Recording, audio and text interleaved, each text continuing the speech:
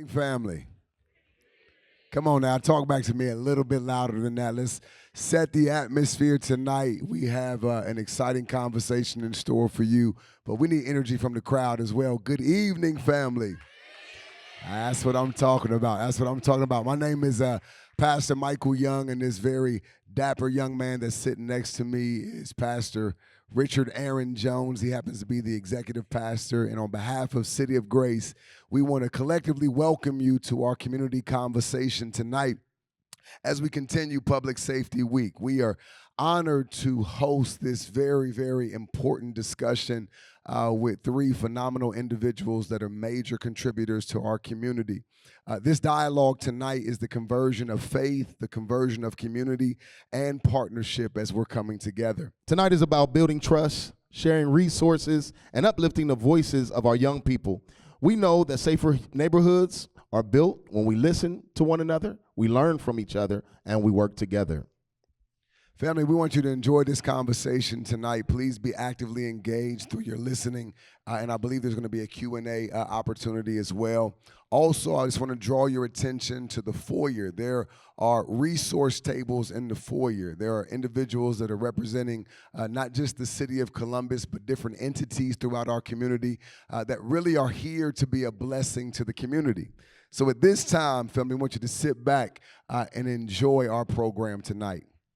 I want to introduce some important young people from our congregation. They're going to introduce our panelists of tonight. We have my daughter, Mariah Jones. Let's go, Mariah. All right. And we have the beautiful Teray Moore. Come on up.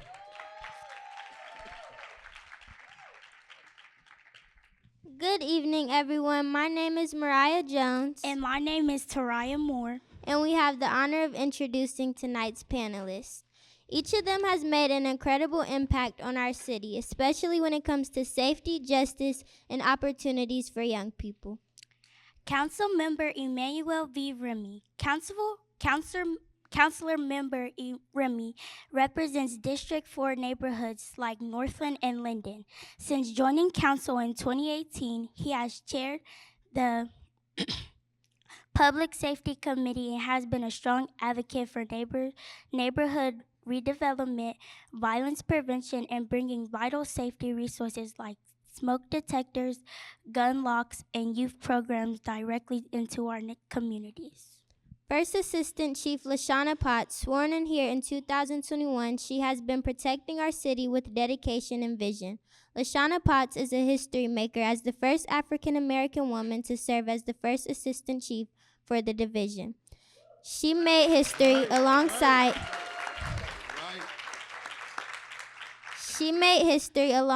Chief Elaine Bryant, the first Black woman to be appointed Chief of Police in Columbus. Assistant Chief Potts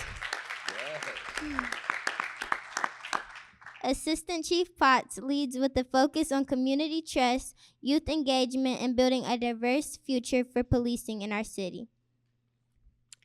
Franklin County Prosecutor Shayla D. Favor, elected in 2024. She is the first Black woman to ever hold this position. She has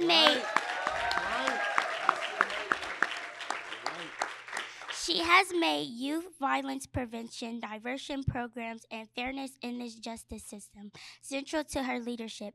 Before becoming prosecutor, she has served on Columbus City Council, where she championed housing reinforcement, community reinvestment, and gun safety initiatives. Please join us in welcoming tonight's panelists, Councilmember Remy, First Assistant Chief Potts, and Prosecutor Favor.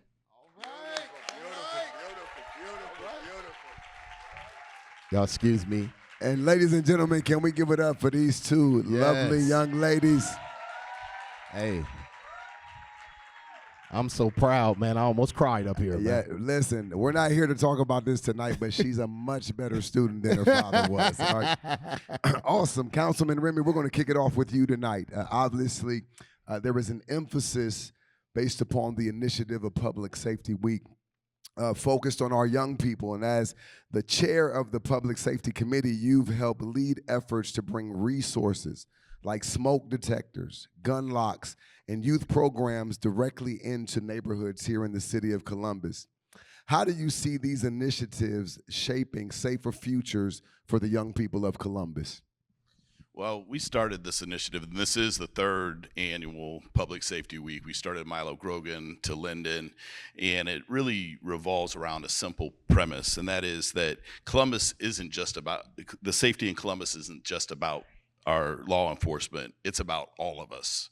And it's working collectively, whether it's faith leaders, whether it's grandparents, parents, our youth, elected officials, prosecutors, all of us working collectively to make sure that we feel safe in the city of Columbus. And so really what this week's about is to highlight that and bring resources into the community.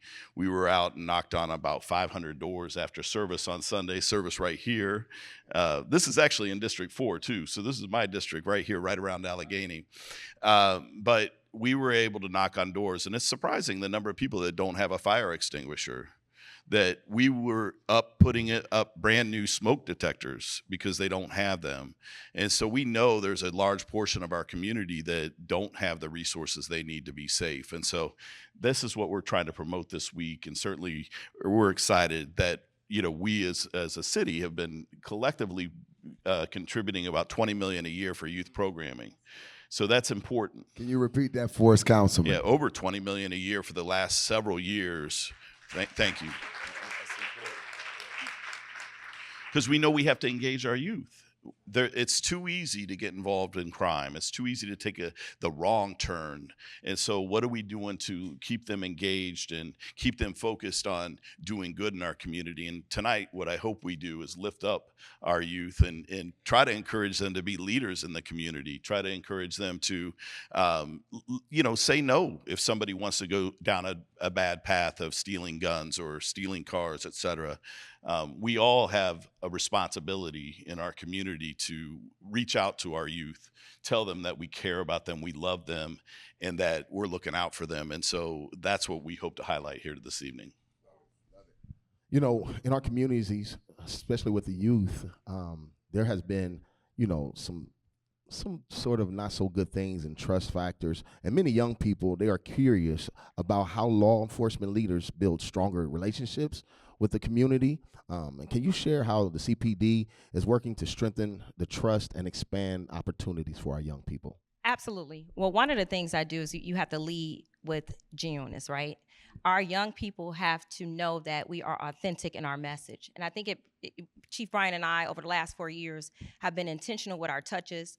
There's nowhere you can go in a community that you don't see me or her and our team. And it starts from the top. It started from her message of making sure that priority in our youth was a priority for her, but not just for her, for everybody that wears this uniform. We also were intentional in creating programming with our public safety corps, with our TAPS program, expanding that to another school this year, to increasing, hopefully, state legislation coming this year where we're in all schools where our students can get college credit or school credit. But also just creating programming that we've never seen before, having a car show where our youth can engage with our officers out of uniform, being present at barbecues, just everywhere that we can touch them, we're being intentional. And I think it's shown in the way that our youth have responded to our police officers. And one of the things I'll commend you for, First Assistant Chief, is the first time I met you, I didn't meet you at a program like this. I didn't meet you in some formalized setting. I met you at Easton Town Center, and you were just being immersed and being a part of our community. So I think that is an important thing. You know, all too often we've talked about the fact that many individuals who wear the uniform don't necessarily reside in the communities that they find themselves policing. So we do commend you for that. Thank you. I wanted to add, I think we have officers that have tables. So we have our community liaison officers here who plays a big role in the community, but we also have our cadet program, which is huge. We've revamped that to increase our numbers. And one of the things that we want to see is we want to see more inner city kids because we know that they're the future of our police department. As we talk about diversity, equity, and inclusion, which I'm not afraid to talk about, we have to start pouring into our youth from this community. So we're going a little off script here, but I think this is important dialogue because we have so many young people in the building, and they may have a desire or they may have a passion for some of the careers that are on stage, right? I mean, this is obviously what we want our young people to aspire to do and be, whether it be law enforcement, a council person, or our county prosecutor. Prosecutor Favors, you're a history maker. That was in the opening. That's part of what your bio is. You are the first Black woman to sit in the role that you currently are operating in. Because of this historic leadership, how do you see your role ensuring fairness and opportunity for our young people in the criminal justice system? Well, first, let me just say thank you for allowing me to be a part of this conversation. I'm excited to be back next to what was known as my work husband, Councilmember Remy, and so back better than ever. But the responsibility I carry on this role is never lost on me. I ran on a platform that was centered around addressing youth violence, and I remain deeply committed to that work. I want to be very clear that this is not just a youth issue, this is a community issue. Real solutions demand all of us working together. Our coaches, our schools, our elected leaders, our business community, our courts, and most importantly, our parents and our guardians. It's only through collective effort that and through creativity, that we are going to be able to build on safety and opportunities that our young people absolutely deserve to have. The prosecuting attorney's office holds a central role in shaping the justice system. With broad discretion comes power to drive meaningful reform on policy, practice, and priorities that ripple across our communities. And I take that responsibility very seriously.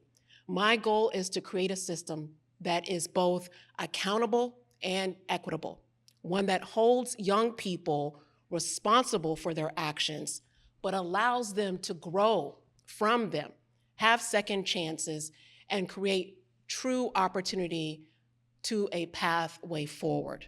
We know the truth. I talk about this all the time.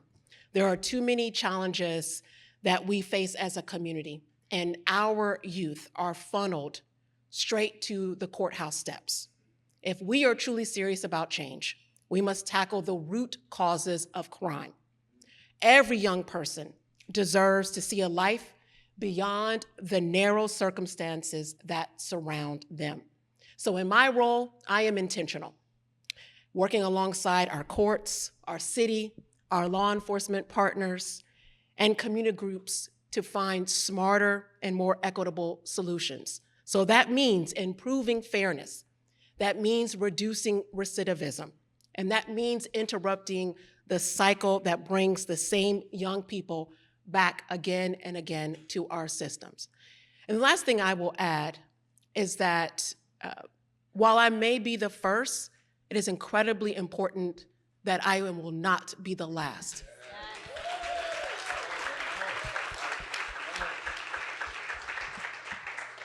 And I have said, even when I was a council member, that if you do not have the courage to sit in these seats, to say what needs to be said and do what needs to be done, then you do not deserve the opportunity to do this work. And so it is my honor to do this work alongside some of the most committed public servants that are part of the Columbus Division of Police, that are a part of our other elected offices like Councilmember Remy, who are truly, truly committed to improving our communities and specifically working to address youth violence. Thank you. This question is going to be for anyone on the panel. Many times our youth in the community, they look at these leadership roles as if they're not obtainable. And sometimes we don't know the resilience, we don't know the consistency and the persistence that go along with what you did behind the scenes. So if you could just speak to our young people and let them know or give them some advice of what they can do to accomplish if they want to be a leader in the schools, neighborhoods, or even in public services. I'll kick it off. So you can't be what you've never seen before. It's really hard to do that.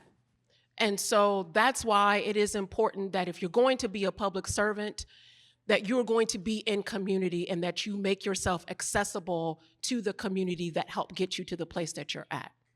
And so that means that we are at events like here tonight, that we are in schools, unsolicited, working hand in hand with our parents, our guardians, our school teachers, our folks at our churches, those trusted folks that have deep connection to our young people every single day. We have to reduce the stigma that's associated with certain positions, knowing that a young person can look at me and say, if she did it, then I can do it. I'm from Dayton, 937, right down the street, right? I don't come from a background where folks were going to college and let alone getting higher degrees, right? I can talk to a young person and let them know we are exactly the same. And they need to be able to see that in us. They need to know that we care and that we are working to address their issues every single day. And then they can begin to see themselves in the seats. And that's why it's so important for the work that I'm doing right now, especially in this first year, because we have to begin to talk about the way that we talk about public safety, that it cannot just be lock them up and things are going to change, that we have to talk about real solutions that are going to invest in their future and address once again the root causes. And so they begin to see themselves as a police officer that is not just patrolling from a car, but that is walking the streets. Right? That knows the neighbors, that knows the community. And that, I believe, is what real policing and what real law enforcement can begin to look like. So I came from the neighborhood. I was a leader in Northland. I started as the president of my civic association. And then I went to Northland Community Council, and I was president of Northland Community Council. So I was advocating for neighborhoods. I was advocating for residents, and that brought me here. But one of the things that keeps me here and what fuels me and keeps me excited about this role is all the work that I get to do in the community. And that's popping in at We Are Linden's block party to Ralph Carter's out there somewhere. And just events. I mean, every weekend there's 4 or 5 events. I'm just popping in, not invited, but I need people to see me, and I need them to see, that I'm out there and ready to listen. And people come up to you and they share their stories. They should get their trash picked up. The lights should get fixed. The potholes should get fixed. But sometimes the system doesn't work. So they need people like us to push. And so that's, one of the reasons that we're there is to advocate for people that aren't getting the things done through the typical bureaucracy.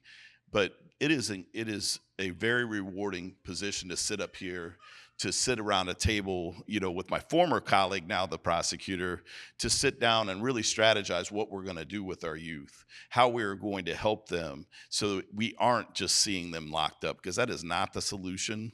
It hasn't been the solution, and if you keep doing the same thing over and over again, you are not going to see results. And so it's just a pleasure to have such a dear friend in a position that she can make real change, me be in a position that we can make real change here in the city of Columbus, and working hand in hand with the leadership over here with our division of police. The changes that have occurred in the last 4 years are historic.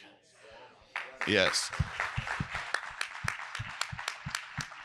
If you would have asked me in 2020 what it would take to change this division of police, where you saw no diversity at the top, if you would have asked me, I would have said to you, if we're lucky, we'll see some substantive change within the next decade.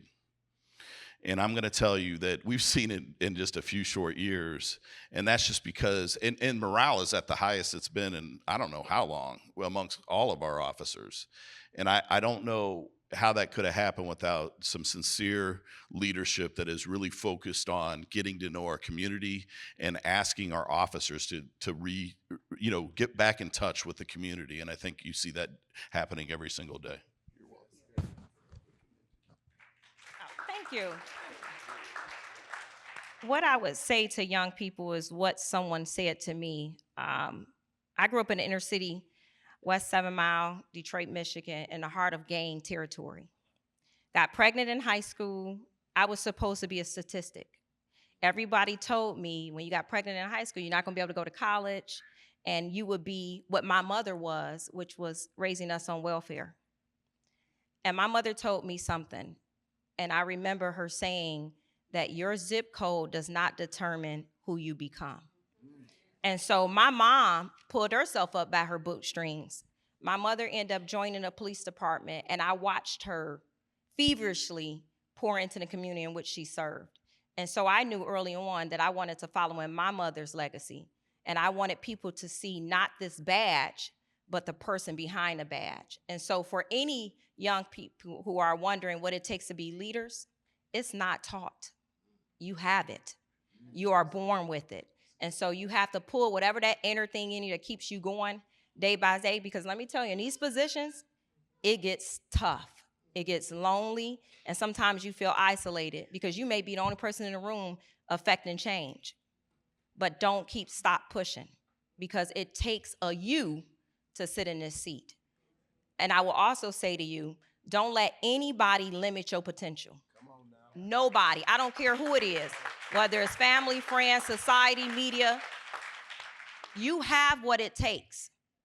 Had I looked at me as a teen mom on welfare, joined the police department at 18 years old, knowing that in short many years that I would be sitting as the second in command of one of the largest agencies in the country, I wouldn't have believed it. But thank God I had a village who believed in me. And thank God that you have people in leadership roles like this who believe in you. That's beautiful. You know, it's incredible because sometimes we see people in positions like county prosecutor, councilman, first assistant chief, executive pastor, and you don't realize that they're real people with real stories and real challenges that had to be overcome. So for our young people in the house tonight, the sky is the limit for you. Literally, you can be and do whatever it is that you want to be and do because God has already invested the gifts, the abilities, and the talents inside of you. And what I would challenge the room tonight to do is to be that village to help uplift our young people, to be that village to hold them accountable to the potential and the gifts that are inside of them. Be the carpooler, right? Be the coach. Come on, somebody. Be the mentor. Take some time out of your busy schedule to invest back in these young people so they can unlock the gifts that are inside of them. Amen. All right, Councilman, remember, we're going to dive a little bit deeper because you mentioned something earlier, and we want to just go a little layer deeper in what you talked about. You talked about the fact for the last 3 years, the city of Columbus has invested $20 million into youth programming. What does that look like? What opportunities are there out there for our young people to get engaged in that they may not know was available to them? These are programs like Ralph Carter's We Are Linden. These are programs like Mothers of Murdered Columbus Children, who just had their event on Saturday that was phenomenal. Over 2,500 people were at Champion Middle School that evening, and it was an incredible event for the community. But these are people that, like DJ, that Legacy Youth, you know, that has they're running sports. These are people like Gino Tucker, who has a lawn business and doing work, you know, throughout the community, teaching kids the value of having a job, getting paid, et cetera.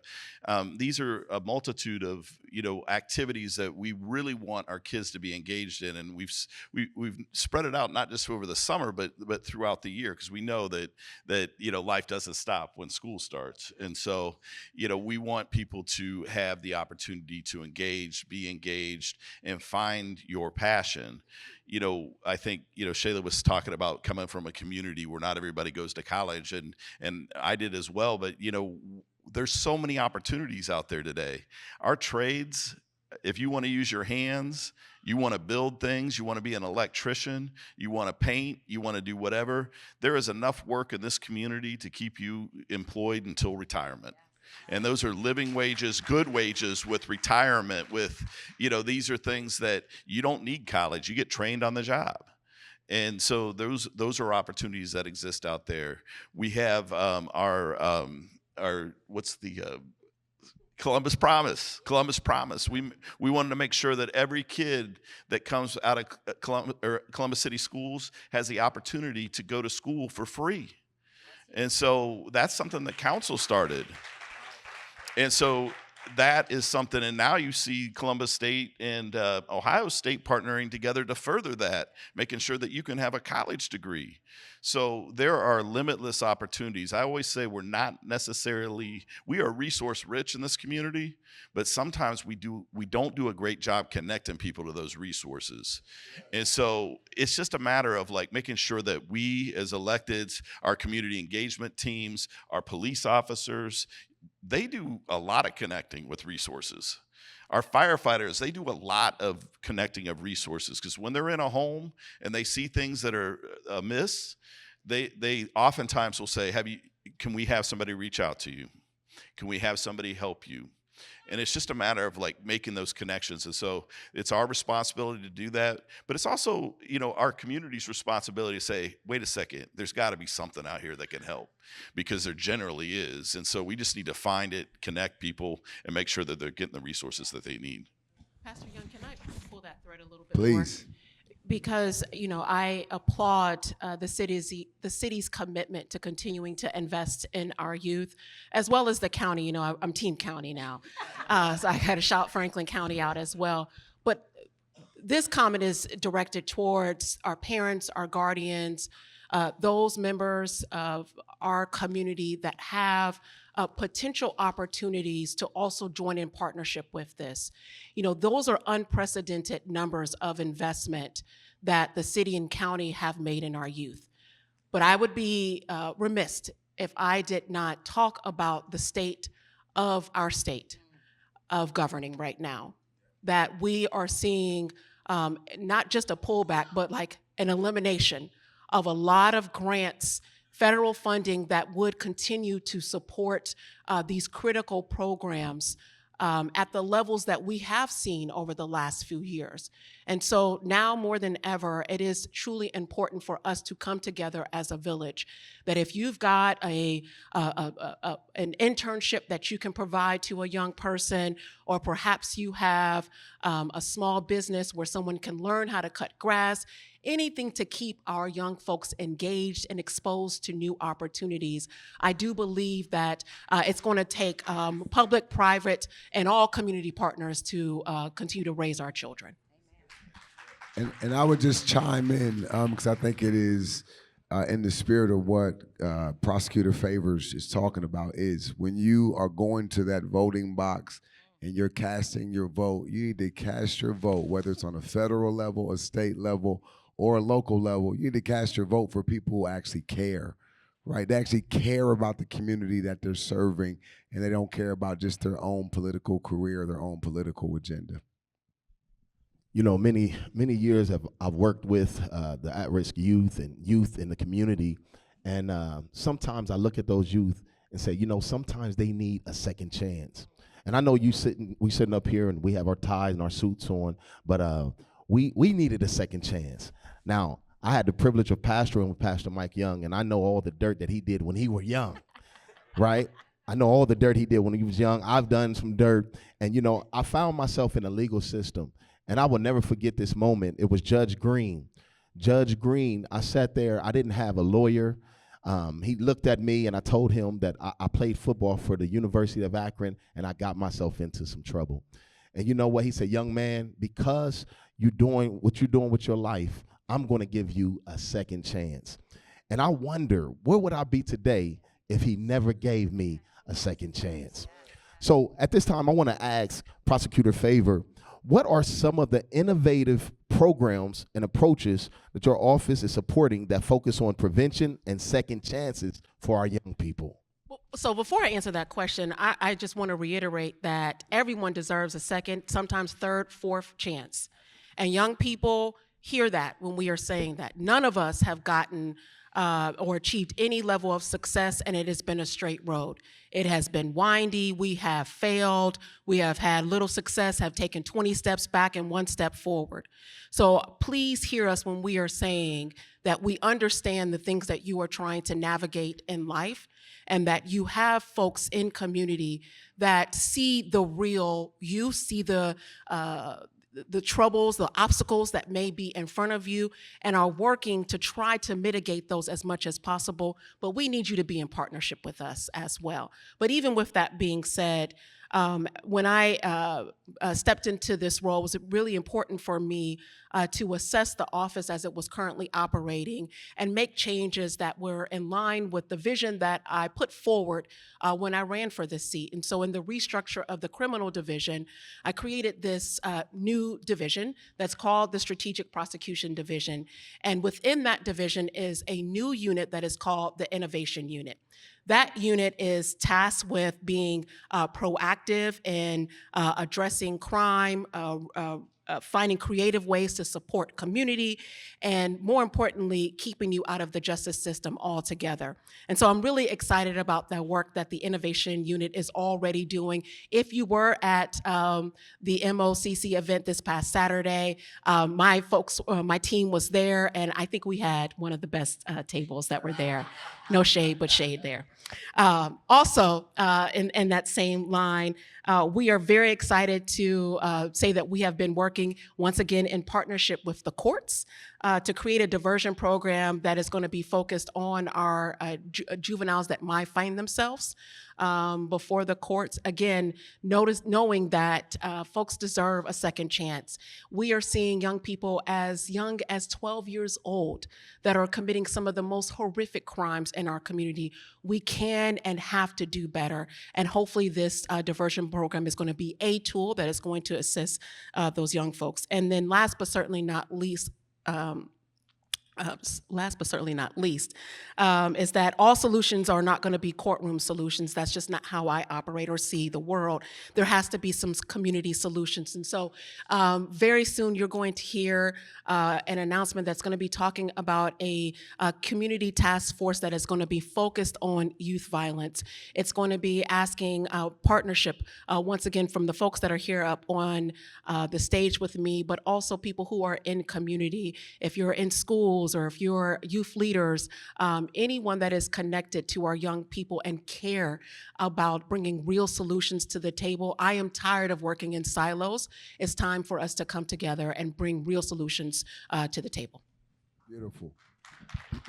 Family, we could have this conversation literally all night long, but what we're going to do, we're going to give maybe 30 to 60 seconds for each panelist to give closing remarks before we transition to the next portion of the program. And First Assistant Chief Potts, we'll start with you, ma'am. I just want to say thank you. I echo, thank you for having me.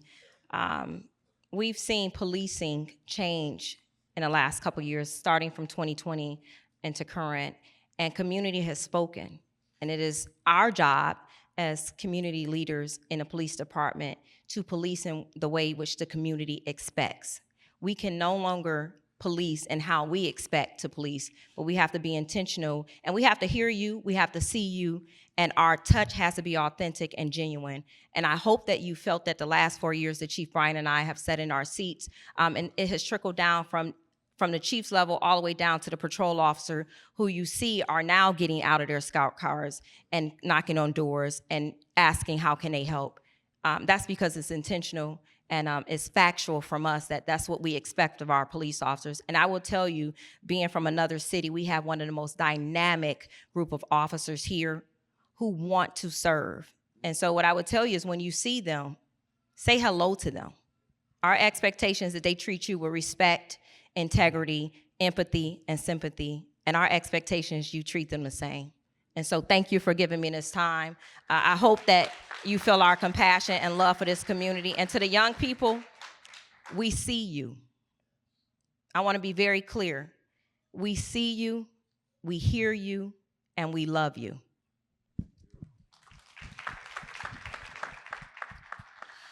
So tonight we've heard a lot of the challenges, but we also heard some great solutions.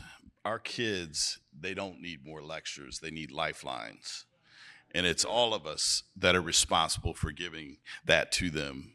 I encourage you to check in on a young neighbor. Encourage a student. Ask them how they're doing.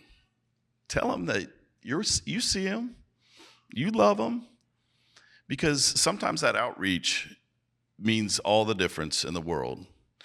And I know, like, I think about Sean Lutz, one of our officers that's in the Linden area, and I'll be out there with him, and he's talking to these kids right and left. He said that one stole a car the other day, and he knows, and he gives them heck for it, but he treats them with respect. He doesn't look down on them or think that they're something less than they are. So I just want to say to our youth, the reason we're here is because you're so important to our future. We are determined to make sure that you succeed. And we are working every single day to make sure you have opportunities, you have the realities that exist, that are presented to you, and you understand them. We want to make sure that we're your support system, we're your lifeline. And so never hesitate to reach out.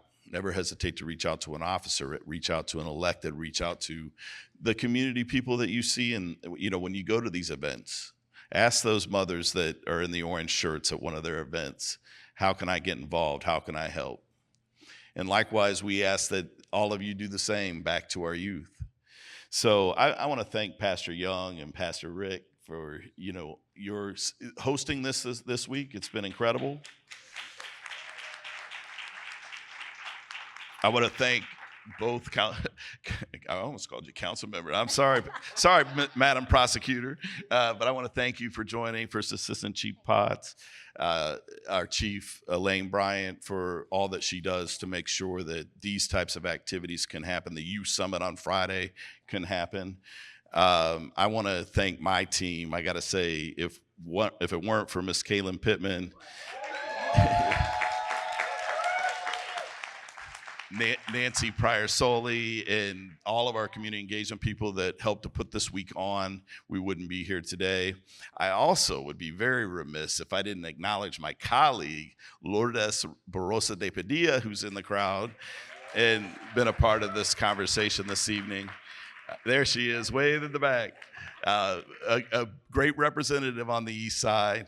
I tell you, we're excited to serve together. We're excited to be a part of this and to really help shape the future for our youth. So let's all work together and commit to lifting up our youth and making Columbus safer for everyone. I hope that you can come out on Thursday for our block party at Barnett from 4 to 7. There'll be lots of resources. There are going to be some animals there. There's a couple of camels going to be there, right? I think, yeah. So it's going to be a lot of fun. And so if you need any more information, go to publicsafetyweek.com. Thank you so much for coming tonight. We couldn't do all this without you.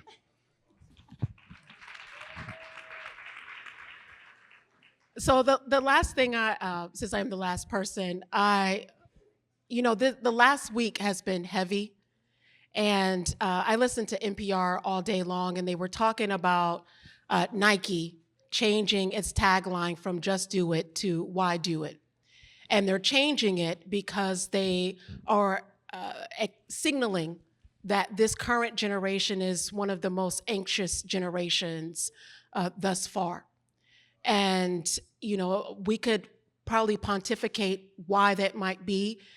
Perhaps access to so much fast-moving content and news could be a part of that, but nevertheless, it has changed this worldwide company, to change the tagline that we all know.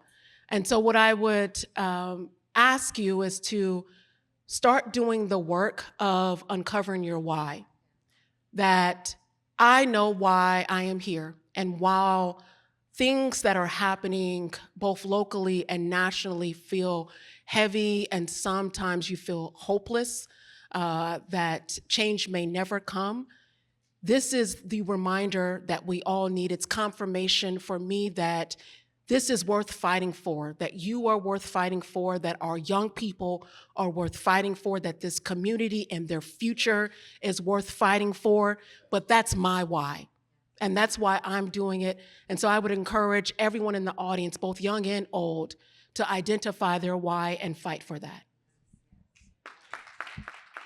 And I think that was a perfect segue. We got our young people from Our Brothers Keepers coming in who've been out cutting the grass for our elderly neighbors and using some of the funds from the city and the county to uplift our community. Well, family, I know they gave their closing remarks, but they're still going to be here. You're going to get a chance to engage with them potentially at the end of the program, but we actually have some more programming left for you.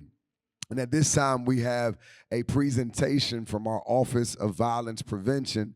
And at this time, it gives me great privilege and pleasure to call to the stage Director Rena Shank from the Office of Violence Prevention. Can we put our hands together for her? Hello, everyone. So first, I'm going to apologize to our panelists because I'm a walker. So I'm going to walk on this stage, and I don't mean to stand in front of you. Thank you for the introduction. Thank you, Councilmember Remy and team, for asking me to come talk a little bit to you tonight about the Office of Violence Prevention, what we do, and then a little bit of a facilitated activity that we have planned for everybody in the audience tonight. I want to thank City of Grace for hosting us. Thank you to the panelists. It's a privilege to work beside you all in this work every single day. And really thank you to all of you who are here, especially the youth. Like, I know I didn't want to be sitting in a room when I was young, listening to a bunch of adults talk to me about stuff. And so all the credit in the world goes to all of you for being here to learn, to listen, and to really help us up here shape the work that we're doing to help the community.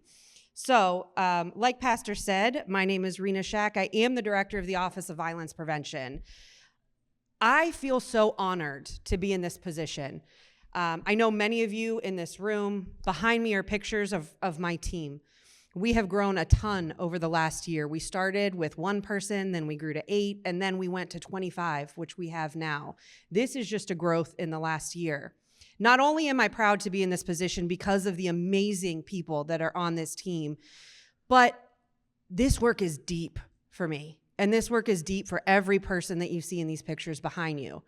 Now, I'll tell you a little bit about me is that I was a public defender here in Franklin County for a little over 10 years before taking this role. I have dealt with thousands of criminal cases, ranging from the lowest of misdemeanors up to aggravated murder cases. And in doing that work, every time I had a case, I had a conversation with my clients, whether that was in the prisons, the jails, in court. I always wanted to talk about why. Why are we here? It didn't matter if it was a traffic case. It didn't matter if it was a murder case, right? What I learned, and I think everybody in this room knows, is that there are no bad people. There are very few bad people, right? People make bad decisions because things happen to us. And everybody in this room, including myself, is just one decision away or one bad thing happening to them away from being in a position to potentially make those bad decisions. And so over the course of the 10 to 12 years I worked on wrongful conviction cases and all that stuff, learning and hearing from the stories of my clients that I was advocating for every day, I just kept thinking about there's got to be more that we can do in this system. There's got to be more to help people address the reasons why they're showing up at my desk in front of the court system, because those are the reasons why people are here. Those are the reasons why people are making the decisions they're making. And so that, coupled with the fact that I come from a family who is not from this country, so I'm the first generation in my family to be born in this country, shaped my love for community. Because my family very much so relied on community and relied on resources like the things that we have outside for you in order for me to be here today. So Prosecutor Favor, when you talked about that little girl looking at people in positions like you and AC Potts, I thank you all because that was me as a youth. And so it is so important for us collectively to be taking on this work. And so for those reasons, I just want to make it known that I've cried in front of my team before, but I'm so proud of the work that this office does, and I'm really excited to share a little bit about it with you tonight.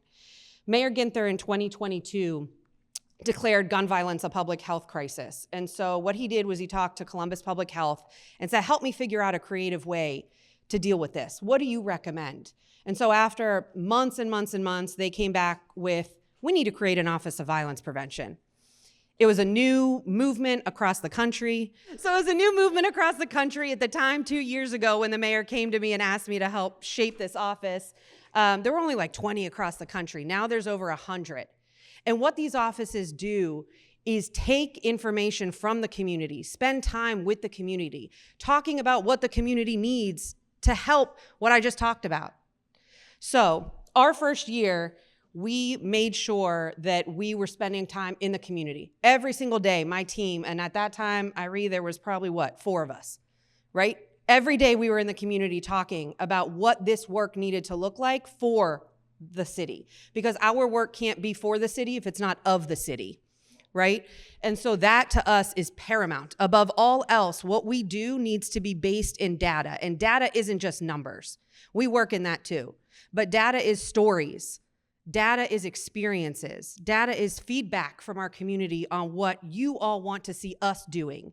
And so this slide you see behind you is what we have broken our work down and our promise to the community from 2025 through 2030. We have 3 pillars. And in those pillars is exactly all the work that our office is going to undertake over the course of the next 5 years. Now, we have these conversations a lot. I see a ton of our colleagues in the room. And we talk a lot about violence prevention, violence intervention, violence reduction. Everything seems to fall under prevention now. So I want to talk a little bit about what that means, because our name is Office of Violence Prevention, but that's not all we do. So what we know, again, we do everything data-driven. We make sure we're following national standards when it comes to fighting violence and reducing violence in our city. What we know is that in addition to enforcement, right, because our work doesn't take the place of enforcement, our work complements enforcement. We're the community side. And so what we know is that you have to have in a city things that address all 3 of these. You need violence prevention, you need violence intervention, and you need community transformation. And those things are they're not interchangeable, which a lot of us don't understand. So when you hear the term violence prevention, it might not actually be prevention. And so I think this is so important, because in this room, I can see I can count on my hands how many partners I see in this room that are doing work in every one of these. And if we don't have people doing the work in all 3 of these areas, we're not reducing violence in our city, point blank. Okay? So when we're looking at what violence prevention is, if you're doing violence prevention activities like mentoring high-risk youth, doing, CBT workshops for youth, conflict resolution and skill building, mentorship, summer programming, that's prevention. And what we know is that those investments that the council member talked about, in 5 to 10 years, those investments alone will have a return in reducing violence. But we don't want to wait 5 to 10 years, right? And so coupled with those prevention activities has to be intervention, which is that middle tier right there. So that's 1 to 3 years. We know that by steadily investing into violence intervention, things like Columbus Violence Reduction, where we're working with Columbus Police, we're working with the probation department to really focus on those individuals that are at the highest risk of being shooters themselves or being shot, so engaging in gun violence. In 1 to 3 years, if we're doing it right, we reduce violence. And I think this city has really seen the benefits of all the work that the people in this room are doing in these fields. So then you have community transformation. That's things like addressing those social determinants of health that I talked about. So talking about policies that make our communities healthier, talking about financial wellness, talking about economic development, talking about how to make our neighborhoods cleaner, better for people who are living there, making our apartments safer. All of those things is what we put under community transformation. But if you look there, that takes 15 to 20 years for those effects to reduce violence. And so as a community, when we're having these conversations about prevention and we're putting all this money everywhere, it's part of our job in the Office of Violence Prevention to help collaborate and to help advise on where our investments for the city are going so that we know that we're engaging in all 3 of these. Because without all 3 of these tiers, not just on government, right? But that includes our CBOs, our nonprofits. If we're not doing work on all three of these tiers, we're not reducing violence. We're just not. At least not at the rates that we want to see for the sustainable period that we want to see. We want to see it going down for 15 to 20 years and beyond. We want this to be a trend that transcends all of us in this room. And so to do that, our office is taking very seriously making sure that we're collaborating so that we're hitting all three of those. Right here, as you see, this is just a brief look at the work that our office is undertaking now. Like I said, we're a small office. We have 25 people right now. We hope to continue to grow, but we're not just intervention. You see, we do have an intervention arm, right? We work with, we have Columbus Violence Reduction, but we also work with C&D, who I see here tonight. We work with, give them a round of applause, guys, because they do great work. We work with Columbus Urban League and the Lights, so if they're here, give them a round of applause as well. But you see those here in those violence intervention contracts. They are pivotal in helping us in those intervention realms. We can't do this work as a city without those things that you see there. But then we have our community impact and outreach. So we have a staff member that's in charge of domestic violence and victim services. We have prevention and education for our school-age youth, which we're gonna talk about here in a minute. We have neighborhood outreach. We have violence prevention and education, because again, all of those tiers are important to be working together, or else we're not doing what we need to be doing. And then we have the boring stuff, right? We have policy, we have the data and research, but all that stuff is crucial, because if we're not making decisions based on data, based on best practices, we're not making the best decisions for this city. And so we have to take all of this work in combination. And I give all the credit in the world to my team, because they're kicking butt every single day doing this work. And we hope to continue expanding. So give them a round of applause.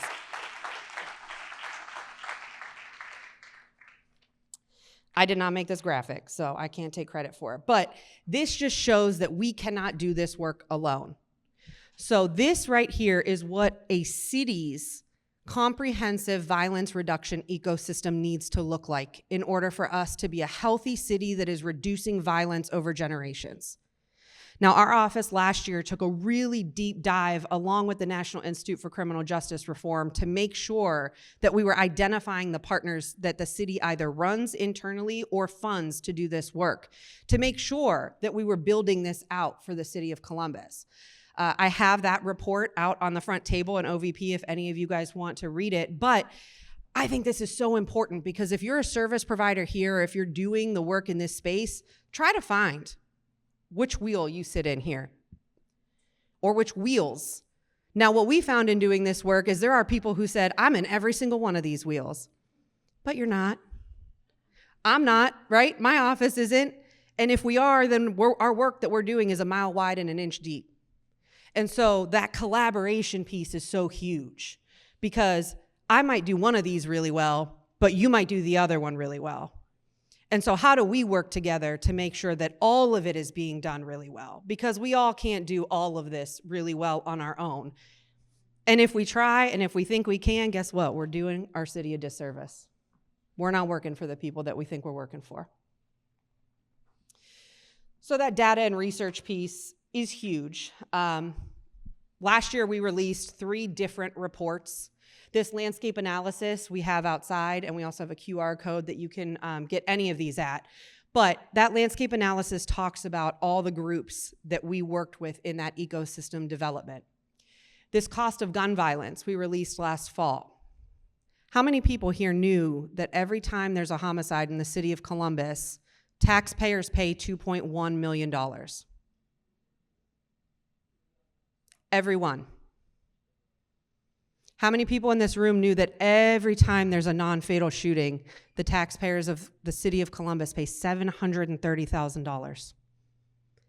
You know how many non-fatal shootings we had last year? Those numbers aren't just numbers, they're lives, they're souls. And so the work of our office is to take information like this and lobby to the state, lobby to the federal government, lobby to our partners about what that looks like if we take that money that we're investing after we've lost not just one person, but 2, because somebody's on the other side of that, right? What that looks like if we invest in community so that we can stop it from happening in the first place. And then we have our third report that's not final yet. We have a summary of the first half, but we've worked with Dr. Chanel Jones, who a lot of you know, in helping us take a deep dive into what domestic violence looks like in our city over the course of the last few years. And so that full report should be out, I think, by the end of this year. But the data and research piece is huge because that's what all of our work has to be based off of. Now, this is the part that I'm really excited about. Can I ask a question, have people raise their hands? How many people here are trained to de-escalate a conflict safely? That's a good amount. How about our youth? It's a lot less. So what we found in that year that I talked about, that we talked to the community, was that people kept coming up to us when we said, what do you want to see from us? They kept saying, we want to get involved in violence prevention, violence reduction, but like, I don't know what to do when something happens. If my friends are fighting, I'm just going to either walk away or get involved because I don't want to put myself in there. And frankly, that's okay because it's not safe to do it sometimes, right? But what we kept getting from people is, how can you help us learn how to get involved in a safe way so that we're keeping our friends safe, our family safe, ourselves safe? And that theme kept coming up over and over and over again. And so when I go back to that data piece I talked about, right? It's not just numbers, but it's people, it's feedback. And so that's the feedback we kept getting, but the numbers tell the same story, that that's something that's needed in our city. Right now, as of Monday, 34 out of our 55 homicides are directly related to conflicts that couldn't be resolved. That's either arguments, that's domestic violence incidents. People are dying because we don't know how to resolve arguments. The numbers show it. Imagine if we could have stopped 34 out of 55 homicides so far, just by implementing conflict resolution or learning how to de-escalate and walk away. And so that's what this slide is about. Do I have Ms. Siobhan Jones in the room? Come on up, Ms. Jones. Come on up. Everybody give her a round of applause. This is Siobhan Jones. So Ms. Jones is our violence prevention and education coordinator. When we got all this data, she came to us and was like, we got to do something with this. So we worked with two PR firms, Saunders and Canvas PR firms, to come up with this incredible de-escalation toolkit for the community. We launched it last month. We have an entire toolkit available on our website. And Ms. Jones here is going to walk our youth through a de-escalation and conflict resolution activity in the other room. But this toolkit is available for anybody. It's free. We hold community conversations where Ms. Jones will come to your school, your faith institution, your youth group, whatever it is. Even if it's a running club, she'll go running. I mean, I can't volunteer you for that, but she seems like she runs, so I won't, but I'll cheer you on. But we have talked to probably almost 1,000 people so far out of all of our community conversations in the last few months about de-escalation and resolving conflict so that we're not losing more lives. That is particular with the youth. So she has a master's in teaching, in the art of teaching, and so she's really passionate about working with the youth on this stuff. So behind me, you can just see a little bit about what the toolkits include. They're geared towards kids ages 5 all the way up to 100 because everybody can learn something. They talk about healthy relationships, they talk about domestic violence, they talk about strategies on how to walk away, because walking away is the most powerful thing you can do. And so we're gonna show a video here. Well, first of all, here's a QR code. Scan it if you want to go to our website if you have any questions, because I'm about to go to the next slide where we're going to show you a 2-minute video, and then we're going to dismiss the youth to go work with Ms. Jones.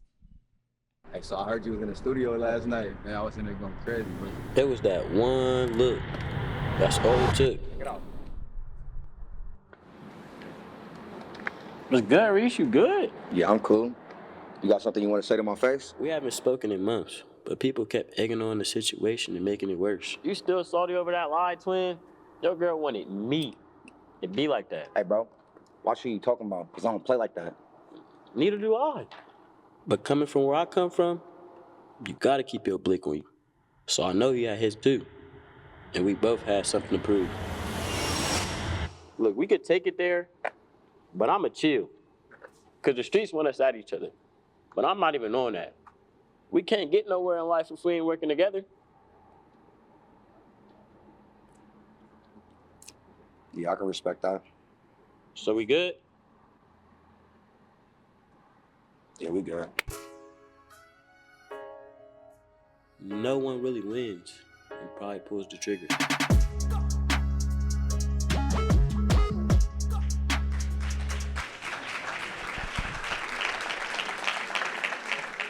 All right, so at this time, I think, I'm gonna turn it over to Miss Jones. She's gonna let us know what we're doing. Okay, I know we are running short on time. Like Director said, my name is Siobhan Jones. If you're a young adult and you would like to be a part of a 5 to 10 minute breakout session, please join me where you had your food. I'm going to head over there right now.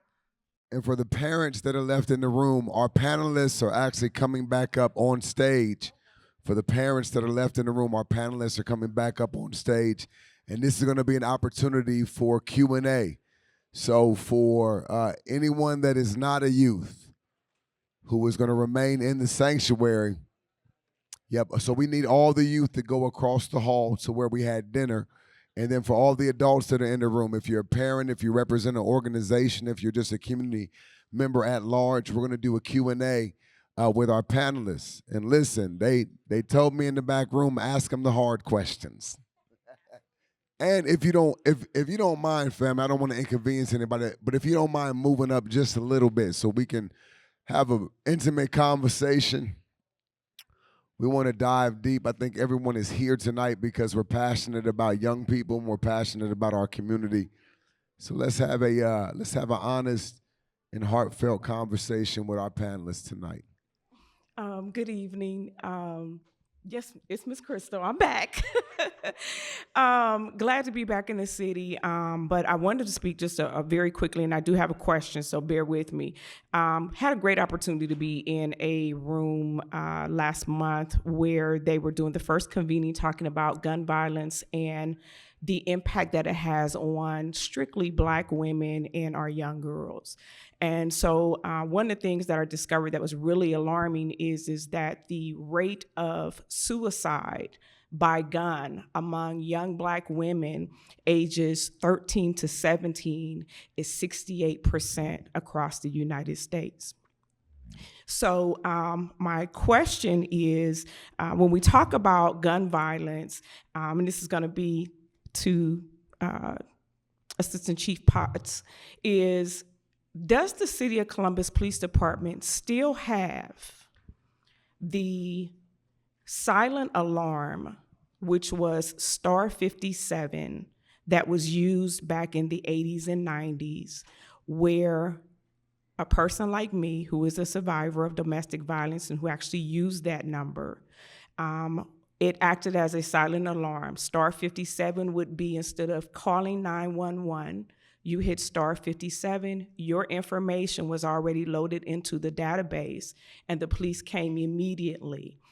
It had been used for people who were in domestic violence situations where you had repeated history of where the police had been to your home in regards to physical abuse there. And so I've been asking that question for a little while, and so grateful to be here to ask it one more time. And if it isn't, can we please get that back in place, because it will save lives? Thank you for that question. I can tell you we do not currently have a system like that. But I agree with you. Anything that we can do to lessen the time frame that an officer responds to a domestic violence situation is crucial. And we do understand that quite a few of our homicides this year, and not just this year, but last year, were domestic violence or domestic violence related. And so we do have a domestic violence issue in this country. And not just when people think of domestic violence, they think of intimate partners. We are seeing fathers kill sons, mothers kill daughters, brothers and sisters killing each other or shooting at each other. And so that real discussion has to, why is that happening? Why are we as a society now settling what would be sibling rivalry with gun violence? And so anything that we can look at to make it easier for our victims to become survivors, we need to look at that. And so I'll task, I think, Smith Hughes, are you here? Can you write that down as a reminder for me, and see what we can do to get that back up and running? If I can also, October is Domestic Violence Awareness Month, and so your question is incredibly timely. What I will also add to Assistant Chief Potts' remarks is that youth domestic violence is also up. And so we are seeing, again, I noted 12 earlier, that's because we are seeing them as young as 12 for DV cases as well as murder cases, right? And so this is incredibly alarming. We're seeing our young folks that are not only committing acts of violence against teachers that would be related to a DV type of a situation, but also when they are returning back in their home, there's this vicious cycle that is cycling over and over and over again. And so while the youth may be pulled out of the home for a moment or two, they're put right back into an environment that only facilitates the same violence that they have seen. And so I am incredibly grateful that you've raised awareness around Black women who have been struggling with DV, but I also want to raise the alarm that we need to talk about emotional regulation for all those in our community, and most certainly our young people. I'll just add too to that we have the ability to text 911 now. And so I just want to make sure that everybody knows that as well. We may not have that number anymore, but understanding that you can't just pick up the phone in a lot of scenarios, you do have that text capability. Awesome. Other questions? Please don't be shy. She just said that if you triple click your phone, it'll call 911. Just so we are broadcasting, so when people don't talk with the mic, we can't. It's okay. I just want to make sure that we're making sure that this important information gets out there, because there are people watching at home or will be rebroadcast, and we want to make sure people can understand what was being said in the room. Sorry. Real quickly, the reason, and many of you may not, and I may not have been very clear about the Star 57. The reason I'm mentioning this is because in my own personal experience, that triple click would have took my life. My brother ended up being stabbed an inch from his jugular. The reason Star 57 is so important is in most domestic violence situations, you don't have time to talk to anybody. Star 57 said, here's her address, y'all just need to come.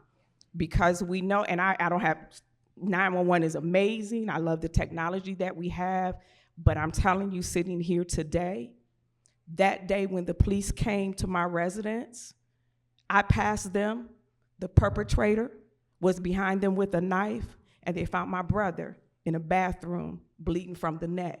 And so the technology that we have is amazing, and it's just a silent alarm. It's just like the bank. The bank don't have time to talk.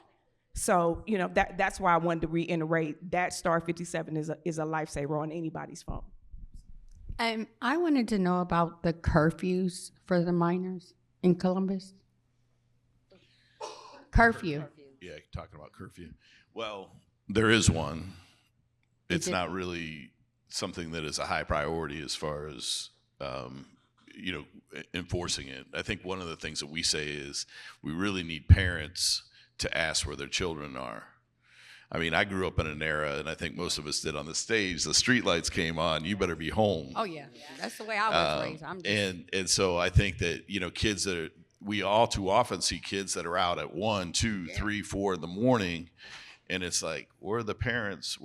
How do they not know where their kids are? And I think that, it's important that we understand where our kids are. I think there's discussions we need to have with Columbus City Schools about truancy. You know, in some schools, the bell rings and 5 minutes later, a parent's getting a text or a call that their kid's not in school. But Columbus doesn't have that. And I think we need to be talking about, I mean, these are technological advances. My wife's been a teacher for 23 years in Columbus, and she talks about how people's phones change all the time, and it's hard to get a hold of parents. But even with that, I'm not sure that's an excuse that we should rest on, because we really need to know where our kids are, and that is during the school day and after it gets dark, especially. And I will say this: we do enforce curfew. But just to be honest, it is extremely time consuming when you, and let's be honest, the laws doesn't allow for us to hold them. So you have to wait for a parent if you get a parent. And so I have to give Prosecutor Favor and the juvenile judges, like, we've been working on how do we do other things other than curfew violations, right? Because those are just quick and they right back out. Quick and they right back out. And some of the things that we've been talking about is education. A lot of our parents, we take for granted that they know what parenting is. A lot of them themselves were not parented correctly. And so it's just generational after generational after generational, right? So we start having to meet people where they are. And sometimes that means holistically healing that family, because it's not just about curfew. Why is that child at 12 years old hanging out at 1 a.m.? Sometimes it's not because of bad parenting. It's because that's the only way they can get food for the night. Those are so many circumstances that lead our kids astray that we can't be in a society where we just locking them up, ticketing them. And sometimes ticketing a parent and locking a parent up is not the answer. Sometimes it's giving them resources, education, and then telling them as a community, we got you, but you got to do your part. Thank you. I heard a lot of good statistics tonight and a lot of accountability as far as interventions, preventions.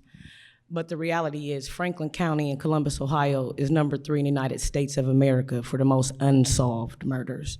And so I wanted to know, either Assistant Chief or Prosecutor Favors, what are we doing to combat that here? Because I would definitely like to play some type of role in my community to help bring awareness to the parents, to the families, that will be the same ones sitting down with the murderers, friends of the murderers, confusing what we call snitching, who should be responsible.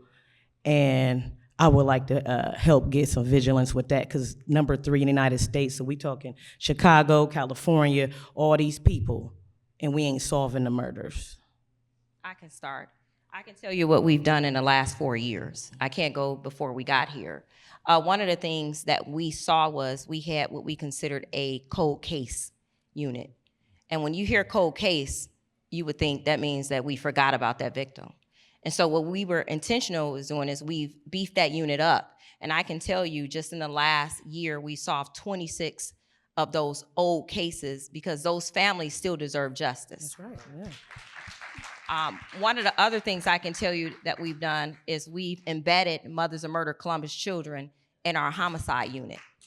And so you have mothers who have lost children to violence who now have that ear of sympathy, because I can say all day I understand, but guess what? I don't understand, but they do. And so they're intentional, they hold us accountable, and they come to the table with things that we can do better. These are some of the things that we know needed to change, and we're changing them. You know, it doesn't happen overnight. I'm gonna make sure that because I don't know factually if we're number 3, because I know right now we're sitting in the top 3 in the country on our closures for homicides. So we've done something differently in the last 4 years that hasn't been done in Columbus. When we first got here, just to give you where we are, when we stepped foot in this seat, we were closing about 28% of our homicides. We're at 83% as it stands this year. And so that was in 4 years. Will we always get it right? No. Do every family deserve justice? Absolutely, which is why we're intentional in our touches. We're holding our detectives accountable. We're making sure that they follow up like they're supposed to. And if they don't, these moms can tell you how we are when we find out our detectives are not doing what they're supposed to do. So it starts with accountability, but it also starts with us putting a face to a number. That is why you don't see numbers like you used to. Because when you just put a number out there, oh, we're the 100th homicide, but you don't know that family behind that murder, that it makes it easier for you to forget about them. No, we want you to see their face. And we also want you to meet the moms. And that's the change that we're seeing. But I would love to speak to you afterwards. I am always looking for help and assistance and how we can be better in what we're doing. But I would tell you, I would start with talking to them ladies in the orange, because those are foot soldiers who are speaking on behalf of those whose cases are not closed. I purposely haven't worked with their office yet. I do support them at a lot of their nonprofits. My son, Royce Gilbert, was murdered last year. Yes. And his murder also was unsolved. And I'm aware of what you all do and how y'all combat it. I'm looking for the accountability now to take it one step further. And I wanted to put my life on the line about it because my son was worth it. Yes. My 7 remaining children are worth it. And I'm now raising his daughter. And he was a single father. And his name and his legacy deserves to live on, and he's worth it. Absolutely. So if whatever capacity I could be at, whether it's knocking back on doors, forums, that's back where I'm at now until my last breath is gone. So thank you for the opportunity. Thank you. If I also may just extend my deepest condolences to the loss of your son. No mother should have to deal with one of the greatest losses that being a human you can ever experience. I say this to the women in the orange all the time, that they are doing work that is just incredibly unimaginable. Their pain has become their purpose. And so I, again, extend those, my deepest condolences that now you are using your pain to now be your purpose and to carry on in the honor of your son. I think it also has to be said that, and it's not everything, but that's why it's incredibly important to have intentional leaders at the top that can truly build relationships with community, because mistrust is absolutely real, especially with the Black community, if we're going to be absolutely real in this meeting tonight. That why would anyone come and have an effective, what they believe to be an effective conversation with someone who is not going to take those claims seriously, that is not going to advocate and fight for justice on behalf of their loved one? What I know is that Chief Bryant and Assistant Chief Potts have done that work to begin to repair. I don't even know if it's repair, build an authentic relationship with members of our community, that we can talk about what snitching is and all of those things as well, but there is a level of confidence and sharing information, bringing information to CPD that I believe is unprecedented and is helping them achieve the results that they are achieving. You should know from my seat that my office stands ready to assist, provide legal guidance to the members of not just CPD, but all of our other law enforcement agencies that are included in Franklin County, so that we can begin to bring those numbers down. Good evening. And first of all, thank you, because everyone on this panel is amazing. Like, as I look in front of me, each individual on this stage really does the work. They really have the heart. These are people these are trusted members in positions that can really bless us. So first of all, thank you for that. My question is, I look around and I see a room full of educators, youth leaders, mentors, and human trafficking is something that is just not talked about enough. I think it's an ugly topic, and we hide from it because we just don't want to face the ugliness of what is actually happening in our county, in our state. So my question would be, what type of information can you share with individuals here today to help them recognize human trafficking, to help them know what to do if you suspect that someone or a youth is being trafficked, and what makes it their responsibility? You know, why should people speak out or care or even pay attention to what's going around to help offset human trafficking? That is absolutely a great question, and a lot of folks don't know that Columbus, when we're talking about statistics, I think we might be the third, ranking the third in the country, because we are proximity to the borders that surround Columbus. If you're familiar with the Arnold Sports Festival, that historically has been known, this is nothing to Mr. Schwarzenegger, but it just historically has been known as one of the premier events where we have seen incredibly high spikes of human trafficking in our community. So it's an incredibly important conversation that does not get the attention that it absolutely deserves. And so, and thinking about the fact that we have younger folks that are being trafficked in our community all across this county every single day. And so I think that number one, it starts with education. We have to commit ourselves, and we being the folks that do have a platform, but those in community, to speak more candidly about what human trafficking looks like, how one can fall victim to human trafficking, who it is targeted at, and who it generally may not be targeted at. We also need to talk about the advocacy that needs, I believe, to start going towards the State House and having stronger laws against those who are trafficking victims, the laws that are pertaining to John's prostitution every single day, right? And so there are diversion courts that are available to those who find themselves on the victim side of human trafficking, but we're talking about folks who have been exposed to drugs very early very early on, that are addicted, that are being manipulated by those who seek to cause them harm. And so this is a reminder to me to continue working with our partners county-wide to spread this message of human trafficking. I mentioned that October is Domestic Violence Awareness Month, and in Franklin County, in the courthouse, there are these signs that are on the bathrooms that are both meant to inform folks about domestic violence and make folks aware if they are the victim of human trafficking or if they suspect it.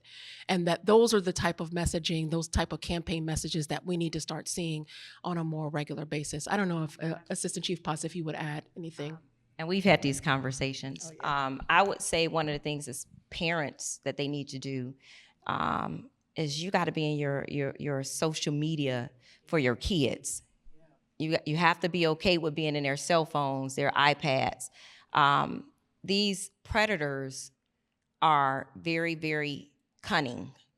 So they're not the guys that roll up in a van and roll down a window and tell you they got a piece of candy and to get in anymore. These are people who go in our children's games on social media and get to know them and get all their information by just acting like they're their age. And so I would say just don't be afraid to parent. We have to get back to being parents. I'm sorry. My daughter's 29 years old, and I still regulate what she does, and she married.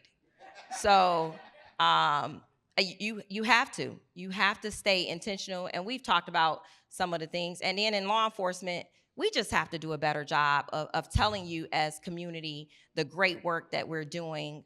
I have to give Lakeisha, because she ain't gonna say it, but Lakeisha is an advocate for human trafficking. We've had many conversations. She's worked with our human trafficking task force. And so we need more of that, more of community speaking out, because we do understand. Let me tell you what's missing. Our Black and brown kids are missing at a high rate, not just in this community, but across the country. And we have to put an emphasis. We can't just always say, well, they'll turn back up.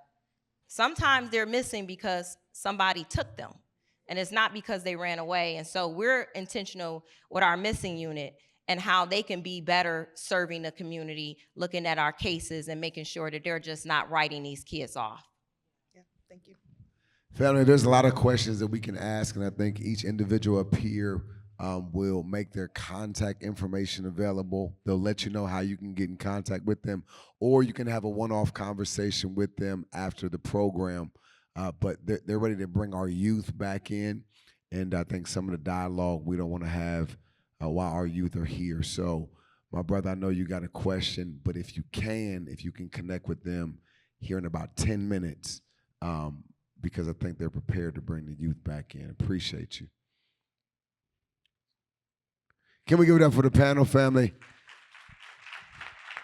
We're grateful for our county prosecutor, our councilman, and our first assistant chief and our director of offensive violence prevention. These are people who genuinely care about our community, have invested time, energy, effort, and resources to make our community stronger and to uplift our young people, and we're grateful for them. Well, family, it's been to me a powerful and purposeful night. It's been great dialogue, great conversation. You got to hear the heart posture of individuals who are sitting in different seats as it relates to the city of Columbus and how we can collectively partner and work together to uplift the next generation. With that, can we all collectively give it up for Councilman Emanuel Remy? He is really our convener tonight. He's the one that brought us all together to have this very important conversation. And with that, Councilman, we're going to pass it to you for some closing remarks. Can I just say one thing? Can you turn it off just for 1 second? If you have not done so, in partnership with Mothers of Murdered Columbus Children, we launched Operation Under Triple Digits. If you have not signed up, please do. We are trending in a way that we have not seen in previous years, and I believe wholeheartedly that this community is going to get to under triple digits this year. And so we need all of you to do that.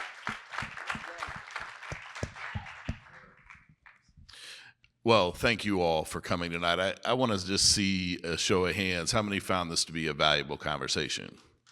Thank you. We do this because we want to have these conversations, and it's not just 1 week out of the year. We need to be doing them all year long. And, you know, when we get together and talk about some of the issues that plague our city, some of the best ideas come out of those rooms. And we know, for instance, I can think of the last meeting we were talking about our youth, and one of the easy things we talked about was, how are we messaging to our youth? How are we messaging for the dollars that we give as a city, the 20 million plus a year? How are we asking our organizations that get that money to message to our youth? It doesn't have to be complicated. It needs to be a series of points that we consistently say, that I say as an elected official, we say as elected officials, our police say to our youth, our pastors say to our youth, our teachers say to our youth.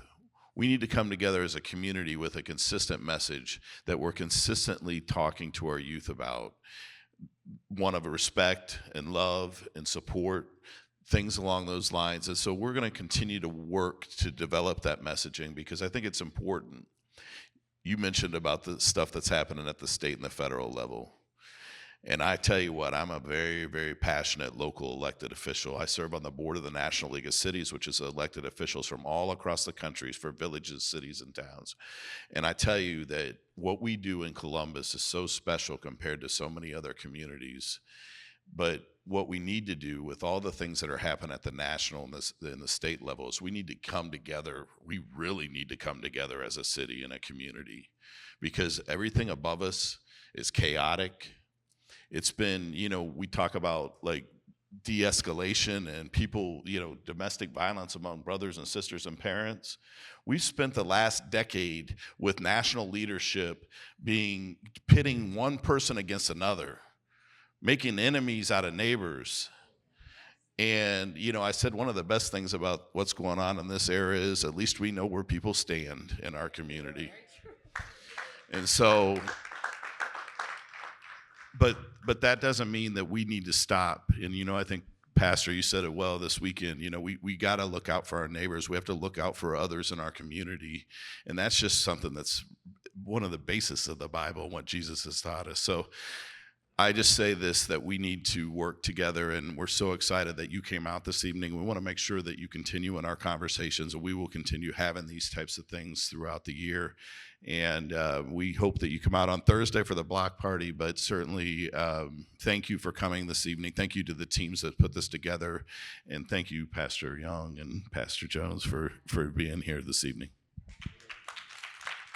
Family, can we give it up for the City of Grace team? Because really all Pastor Rick and I did was sit up here on stage and talk. Awesome.